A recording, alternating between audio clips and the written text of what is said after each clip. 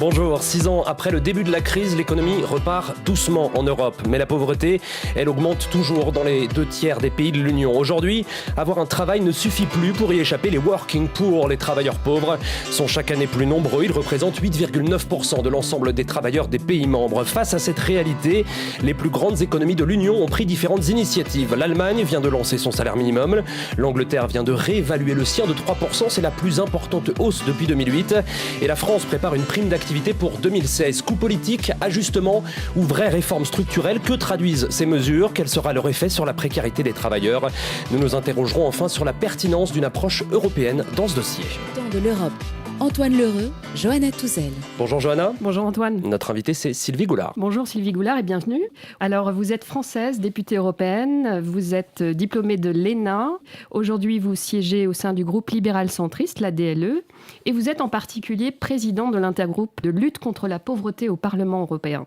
Alors dans cette émission, on l'a dit, on va parler des travailleurs pauvres spécifiquement.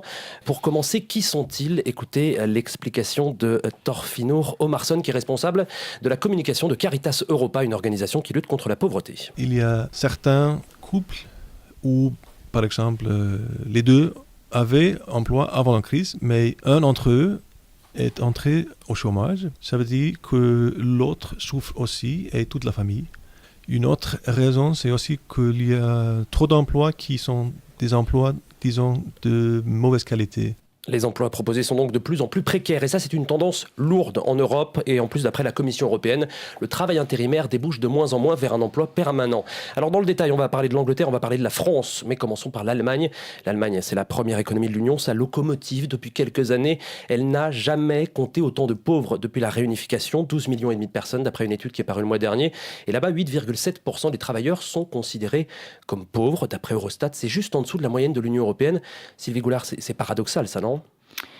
Oui, mais je crois qu'il faut aussi, sans rosir le tableau, il y a de la pauvreté en Allemagne, sans aucun doute, il faut donner aux auditeurs un certain nombre d'éléments. D'abord, l'Allemagne a fait un choix consistant à remettre au travail, c'est un choix qui a été fait par le gouvernement SPD il y a plus d'une dizaine d'années. Le gouvernement Schröder, on va en reparler avec les lois Hartz notamment. Voilà, l'idée c'était de dire mieux vaut quelqu'un qui travaille avec un salaire même réduit plutôt qu'une personne au chômage et coupée complètement de la société. Ces salaires sont extrêmement bas, mais ils sont complétés par des aides. C'est un petit peu des mécanismes, disons, pour les Français de type RSA, c'est-à-dire vous avez un salaire et c'est complété par des aides. Autre élément, le logement est beaucoup moins cher en Allemagne qu'il n'est dans d'autres pays. Donc vous avez effectivement des personnes qui sont... Il n'y a pas eu de bulle immobilière parce que la démographie n'est pas élevée. Ouais. La démographie n'est pas élevée. Et dernière chose, si vous regardez qui en Allemagne souffre le plus de ces situations-là, ce sont beaucoup les populations d'origine étrangère, c'est-à-dire des gens qui sont beaucoup moins bien formés que les jeunes Allemands. Et notamment, il n'y a pas en Allemagne le phénomène de misère des jeunes et de chômage des jeunes, puisqu'ils ont un système de formation professionnelle qui est meilleur. Donc encore une fois, je ne rosis pas le tableau, mais je crois qu'il y a parfois une espèce de reproche fait à l'Allemagne que je dirais que sa prospérité serait fondée sur une pauvreté. Les chiffres du chômage étant extrêmement bas, on a aussi des gens qui se retrouvent, c'est effectivement dans une situation intermédiaire, c'est-à-dire qu'ils ne sont pas exclus, ils ne sont pas totalement inclus dans des emplois solides, durables, mais ils ne sont plus aux marges de la société. Et vous avez parlé de Gerhard Schröder, ces mesures austéritaires, c'était il y a une dizaine d'années, ont quand même œuvré pour la pauvreté. Il y a plus de pauvres à cause de Gerhard Schröder, non ? Ça veut dire quoi, des mesures austéritaires? Parce alors, que c'est précisément, un mot qu'on emploie tout le temps. La loi Hartz, du nom du directeur des ressources humaines de Volkswagen, donc faciliter le recours à l'intérim, libéraliser les petits boulots rapportant moins de 400 € par mois. Et je parlais de la loi Hartz FIR, la loi Hartz 4, chômeurs de longue durée. On leur impose d'accepter n'importe quel type de poste sans rapport avec leur qualification ou leur rémunération passée. Et le service de l'emploi peut exiger à tout moment qu'ils participent à des tâches d'intérêt collectif pour 1 € supplémentaire par heure. Mais c'est pas de l'austérité, si vous voulez. Je crois qu'il ne faut pas tout mélanger. En ce moment, on met en cause dans certains États membres des mesures d'austérité budgétaire, c'est-à-dire de réduction des budgets publics. Ce dont vous parlez avec les réformes de M. Hartz, conduites par le gouvernement Schröder, sont plutôt des réformes qui touchent le marché du travail. Alors effectivement, ce sont des emplois qui sont faiblement rémunérés. Je ne suis pas là pour défendre la politique du gouvernement Schröder, mais je crois que c'est important d'expliquer comment les choses se sont passées. Et qui ont eu pour objectif, effectivement, de remettre au travail, y compris de manière, je dirais, un petit peu plus rude, des personnes qui ne trouvaient pas d'emploi, en les incitant à changer de secteur, etc. C'est dur. Pour les personnes concernées, c'est dur. Particulièrement dur quand même. Oui, mais je ne crois pas que... Presque infantilisant pour les chômeurs de longue durée. Écoutez, je ne crois pas, parce que j'ai quand même parlé avec pas mal de gens en Allemagne sur ces sujets-là. Je crois qu'il ne faut pas... Quelle est l'alternative ? L'alternative, ça peut être un système à la française dans lequel des gens sont durablement coupés du marché du travail. Donc l'idée, c'est que quand vous restez durablement coupé de toute activité, pour simplifier, que vous ne vous levez pas le matin, que vous n'avez pas des collègues de travail, que vous n'êtes pas dans un environnement, vous devenez de moins en moins capable ensuite de retrouver du boulot. Donc c'est un choix qui est un choix très très dur, mais qui, je trouve, a un certain sens. Il ne faut quand même pas oublier de dire que depuis, les résultats économiques de l'Allemagne n'ont cessé de s'améliorer. Il n'y a jamais eu aussi peu de chômeurs. Oui, mais il n'y a jamais eu autant de pauvres. Oui, mais sincèrement, en France aussi, on a des gens qui sont pauvres. Moins qu'en Allemagne. Oui, mais le système, comment dirais-je, l'industrie française perd des parts de marché constamment. Notre balance commerciale affiche un déficit qui est constant. Et donc, si vous voulez, le problème, c'est qu'on a les Allemands qui font des efforts énormes et qui sont dans une spirale positive, qui leur a permis d'introduire le salaire minimum. On va en parler justement. Ce qui était une revendication ancienne, et ça n'existait pas du tout en Allemagne. Il y a l'équivalent du SMIC, donc il n'y avait absolument pas l'équivalent du SMIC. Il y a eu récemment une augmentation de salaire assez importante par des accords de branche, comme ça se fait en Allemagne, avec notamment le DGB, qui est le plus grand syndicat allemand, qui a obtenu presque 4% d'augmentation des salaires. Donc, si vous voulez, le système allemand est un système dur, mais dans lequel on crée la richesse d'abord, on la redistribue ensuite. Le problème, c'est qu'en France, en ce moment, on maintient un système qui n'est pas viable. Et donc, ce n'est pas un bon choix. L'Italie est en train de faire des réformes du type de celle de M. Schröder. On va y revenir sur la France, on parlera aussi de l'Italie. Johanna, sur le SMIC, sur le salaire minimum en Allemagne ? Alors, ça vient d'être introduit par le gouvernement allemand et c'est un salaire minimum qui a été adopté le 1er janvier dernier. Il se monte à 8,5 € de l'heure pour tous les travailleurs, donc 4 millions de personnes devraient en profiter. Il s'agit essentiellement de personnes à activité réduite, de femmes, ainsi que d'employés non qualifiés et potentiellement des travailleurs pauvres. Alors c'est une petite révolution, on vient de le voir, ce salaire minimum. Est-ce que ça traduit en fait aussi un renversement de l'économie allemande et le fait d'abandonner un peu ces lois Hartz-IV ? Est-ce que l'Allemagne se range un petit peu sur une tendance de salaire minimum déjà qui existe en France ? Oula, je ne crois pas qu'il y ait grand monde en Allemagne qui aille regarder du côté de la France pour prendre des mesures économiques et sociales. Franchement, je ne crois pas on passe aux yeux des autres comme un modèle. En revanche, ce qui est important, c'est l'idée qu'un travail mérite une rémunération décente. Ça, je crois que c'est le juste combat que nous devons mener en Europe, c'est de dire quelqu'un qui travaille, quel que soit son métier, doit pouvoir, avec ce travail, vivre dans des conditions correctes. Donc, je crois qu'en fait, ce qui est important, c'est de maintenir le principe d'une rémunération décente. C'est ensuite peut-être de faire comme on l'a fait en Allemagne. Les Allemands n'auront pas le même salaire dans tous les Länder, dans la partie est de l'Allemagne, dans la partie ouest, dans des endroits. Et je crois qu'en France, un des gros problèmes du SMIC, c'est que vous ne vivez pas de la même manière si vous êtes payé au SMIC dans une petite ville de province dans laquelle il n'y a pas de problème de logement et si vous êtes en région parisienne. Donc cette espèce d'idée qu'il y a une norme valable pour tous est la chose qui me fait très peur dans le système français. Donc là, il faut que la France s'inspire de ce que fait l'Allemagne ? On a tous intérêt à s'inspirer les uns des autres. L'Italie vient d'adopter un Job Act qui est également une manière de casser le marché du travail dual qu'il y avait en Italie. Vous aviez des gens un peu comme en France qui étaient très protégés, qui sont ceux qui ont des contrats à durée indéterminée, enfin très protégés, disons, qui sont plus protégés, et puis tout un monde qui était dans la précarité absolue.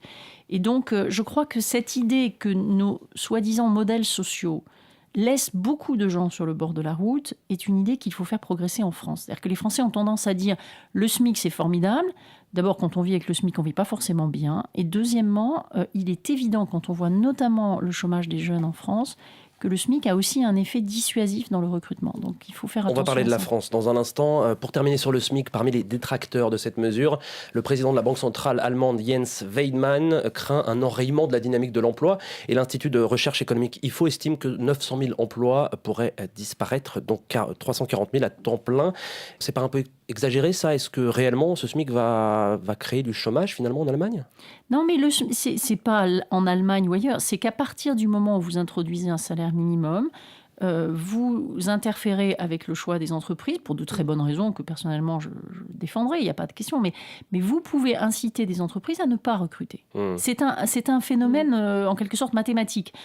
En mettant la barre à un certain niveau, vous pouvez avoir des emplois qui sont détruits. Cela dit, vous êtes allé citer Le IFO, il faut savoir pour les auditeurs, qui est le think tank économique le plus à droite d'Allemagne, qui a des positions très particulières. Et Jens Weidmann n'est pas non plus quelqu'un qui se targue d'avoir une grande conscience sociale. Il faudra regarder de près quel est l'impact.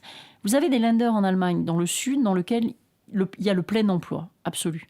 Le Baden-Württemberg doit être à 3-4% de taux de chômage, c'est le plein emploi. Ça veut dire que dans ces secteurs-là, de toute façon, il y a des besoins de recrutement non satisfaits. Il y a peut-être des régions d'Allemagne dans lesquelles ça sera plus compliqué pour les entreprises de gérer le salaire minimum. Alors voilà pour l'Allemagne, on va parler plus brièvement de l'Angleterre et de la France. L'Angleterre d'abord, 8,4% de travailleurs pauvres là-bas. David Cameron, le Prime Minister, a annoncé la semaine dernière une hausse du salaire minimum de 3% en Grande-Bretagne. C'est donc la plus forte augmentation hors inflation depuis 2008. L'annonce, elle intervient à 2 mois des législatives, alors que l'opposition travailliste promet de relever le salaire minimum à 8 livres de l'heure. C'est l'équivalent de 11 € à peu près d'ici à 2020. C'est une annonce politique, on est d'accord, Sylvie Goulard? Oui, d'autant que, si je ne me trompe, encore une fois, c'est très difficile d'avoir une vision très précise de tous les systèmes sociaux de tous les États membres, mais vous avez par exemple au Royaume-Uni des contrats dans lesquels l'employeur ne s'engage pas à vous donner du temps de travail. C'est les zero-hour contracts, ça veut dire que vous devez être disponible pour lui, mais lui n'a pas d'obligation de vous donner un certain nombre d'heures. Donc encore une fois, d'abord, comme vous l'avez très justement dit, on est à 2 mois des élections, donc en ce moment on rase gratis au Royaume-Uni. Et deuxièmement, je crains que ça ne s'applique qu'à certaines catégories de personnes et qu'il y ait au Royaume-Uni un secteur extrêmement précaire et dont on n'a même pas idée en France, qui contribue aussi au très bon résultat de la croissance. C'est malheureusement vrai que quand les entreprises disposent de main-d'œuvre bon marché, elles sont plus compétitives. Un mot rapide, là aussi, sur le cas de la France, le nombre de travailleurs pauvres y est moins élevé qu'en Allemagne ou qu'en Grande-Bretagne. 7,9% des travailleurs. Le chef du gouvernement socialiste, Manuel Valls, a annoncé la semaine dernière le lancement de la prime d'activité qui entrera en application. En 2016, elle remplacera en gros 2 dispositifs, la prime pour l'emploi et le RSA qui étaient trop complexes. Elle sera versée dès le premier euro d'activité à 4 millions potentiels d'actifs. Alors par exemple, pour un couple avec un enfant et ne touchant qu'un seul salaire au SMIC, le responsable de Caritas en parlait au début de cette émission, la prime s'élèvera à 414 €. De ce côté-là, on est d'accord, la France en fait davantage que l'Allemagne, que l'Angleterre sur les travailleurs pauvres. Oui, personnellement, je me réjouis des mesures sur la pauvreté, mais il y a une chose que la plupart des journalistes ne disent pas, et vous ne l'avez pas dit, c'est comment on les finance, ces mesures. La France est le pays qui est poursuivi, mollement, mais poursuivi de la manière la plus systématique par l'Union européenne pour non-respect de ses engagements.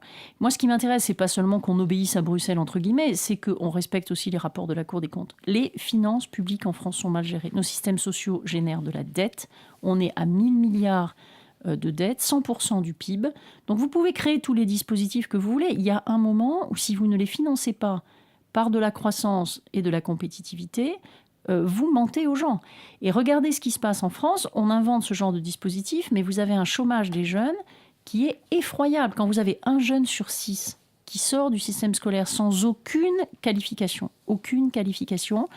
vous ne pouvez pas simplement arriver après avec des mesures sociales. La manière dont l'école et la formation professionnelle en France produisent du chômage potentiel, notamment chez les jeunes, est un vrai scandale.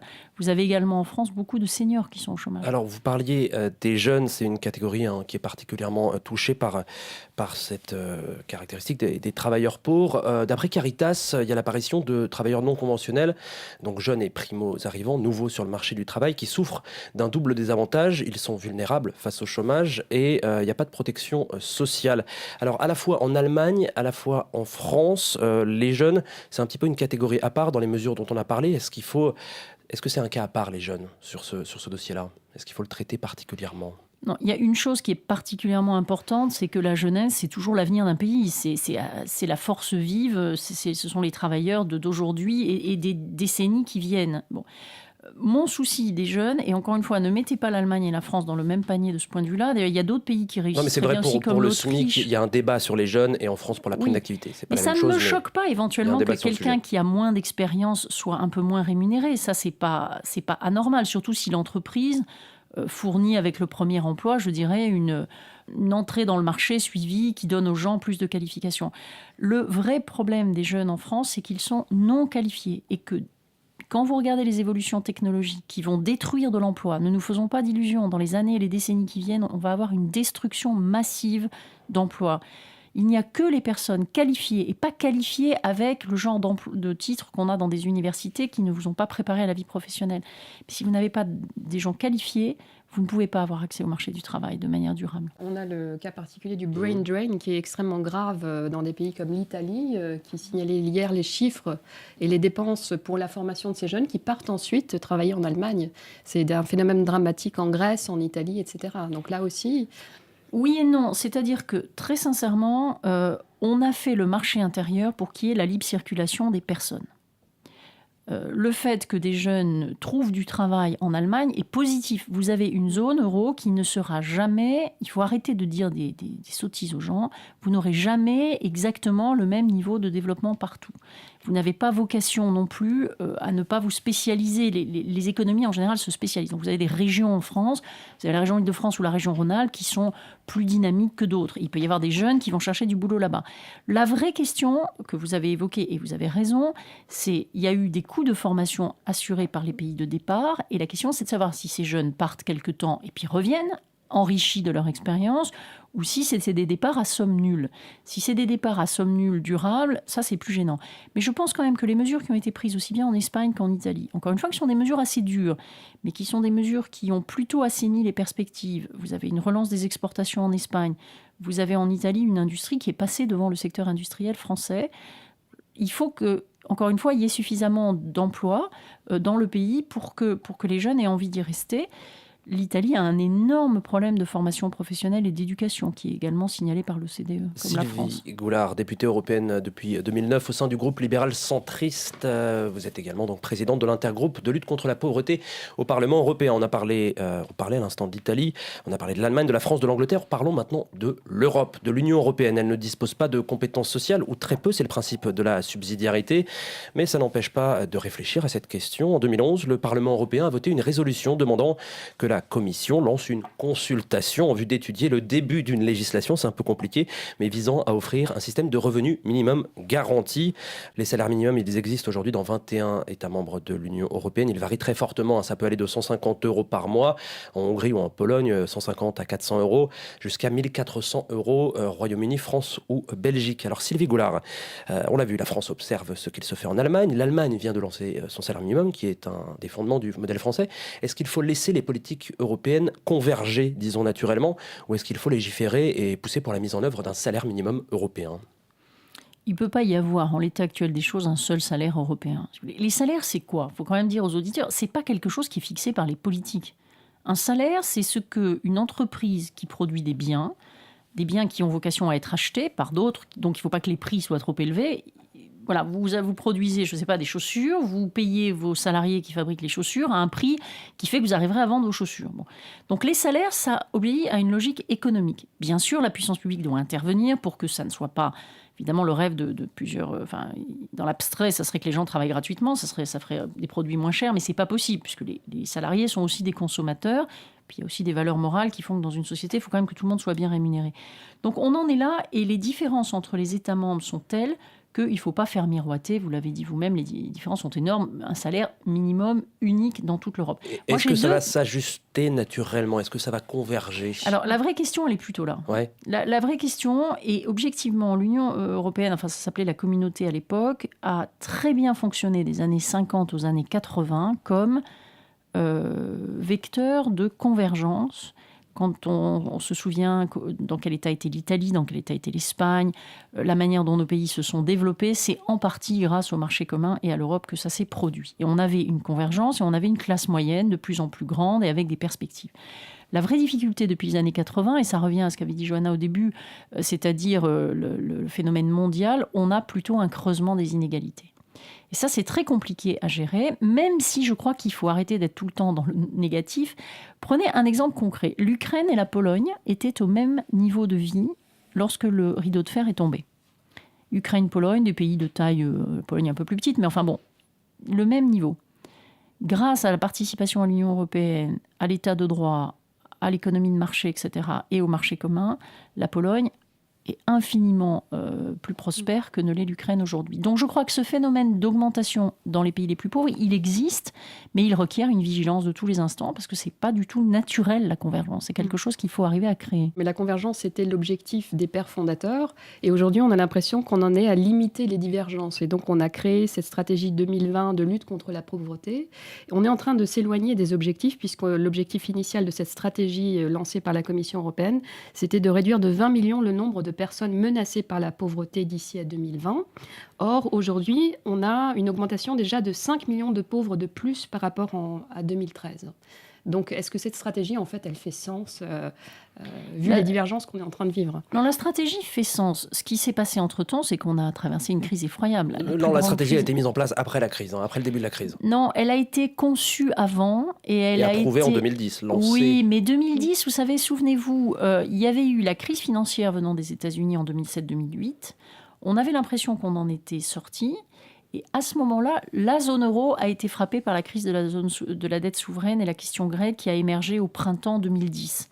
Donc encore une fois, c'est pas pour défendre, mais je pense que ces objectifs sont légitimes. Il y a d'autres éléments. Non, la crédibilité des chiffres, non. Ouais. Ça, absolument pas. Moi, je me suis toujours insurgée contre le fait de dire qu'il faut sortir 20% de personnes de la pauvreté. Par contre, ce que cette stratégie a représenté, c'était la première fois que le thème de la pauvreté et de l'exclusion est entré dans l'agenda des décideurs européens. Et nous nous battons dans l'intergroupe pour donner une voix aux personnes démunies et pour que ce thème reste au plus haut de l'agenda.